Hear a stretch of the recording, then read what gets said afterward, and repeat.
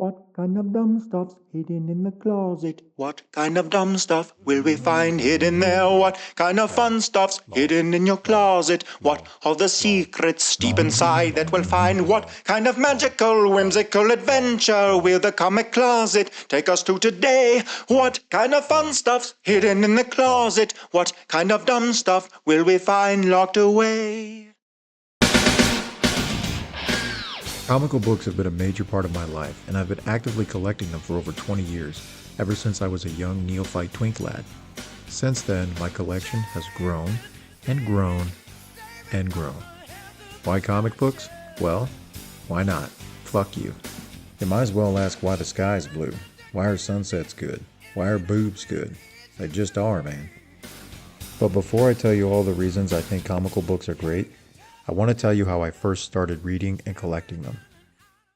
The year was like 2000 and something or other when I walked into a little known mom and pop conglomerate called Half Price Books and bought the first comical books I can ever remember owning. Half Price Books usually has clearance boxes filled with beat up or low grade comics. A lot of them are water damaged, have torn pages or whatever. Right at the front of one of those clearance boxes, I saw a Spider-Man comic marked for cheap, like 25 cents. And here it is, Spider-Man getting a back rub from a werewolf, my first ever comic. Growing up in the 90s, I'd always been a fan of Spider-Man.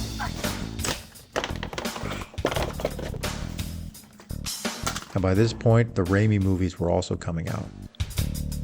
I dug through the rest of the low-grade clearance boxes and pulled out every Spider-Man issue I could find.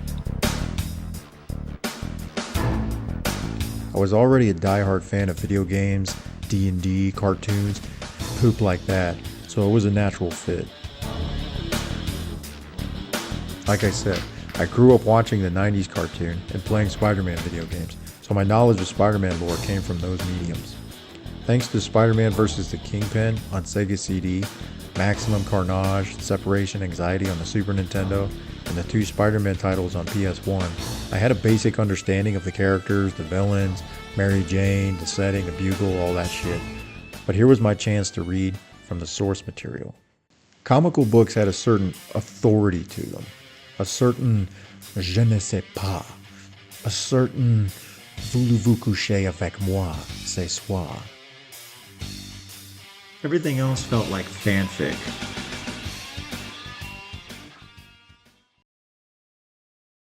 I never saw comics for sale growing up.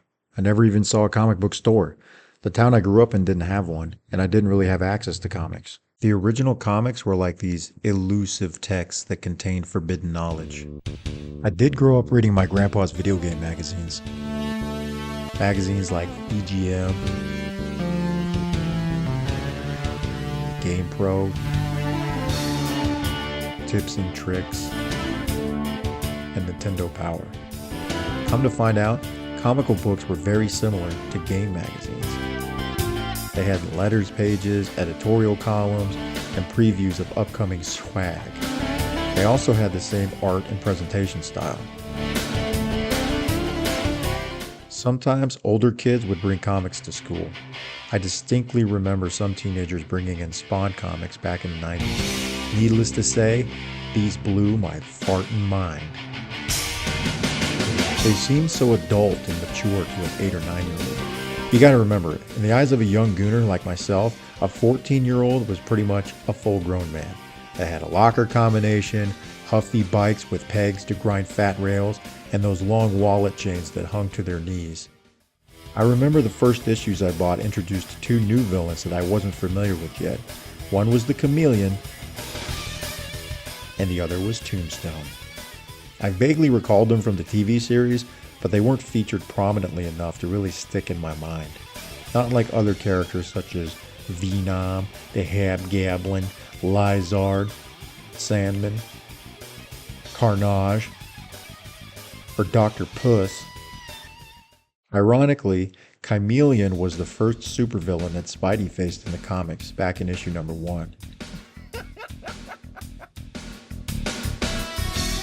These new characters seem to be in the outer orbit of Spidey lore. None of them were mentioned in any of the games I grew up playing. Nonetheless, I was hooked and I loved these stories.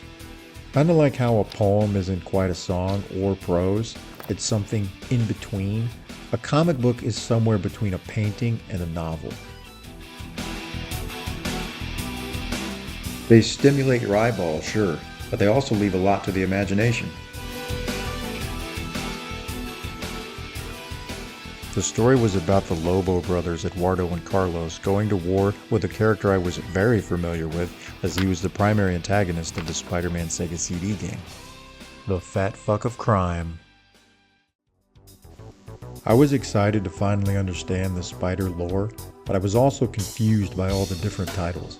Amazing Spider-Man, which I was familiar with, then there was Spectacular Spider-Man, Peter Parker Spider-Man, Ultimate Spider-Man, Web of Spider-Man, Spicy Spider-Man. Were you as confused as I was?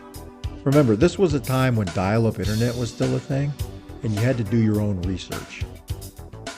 Each issue concluded with a cliffhanger, so you'd have to get the next issue to see the story continue. If you didn't have it or you couldn't find it, you were stuck wondering what happened next. Speaking of which, tune in for the next issue of Comic Closet, and I'll explain the meaning behind all the multiple Spider-Man titles, at least how I understand it. Be sure to fart and subscribe, and I'll see y'all next time deep in my closet.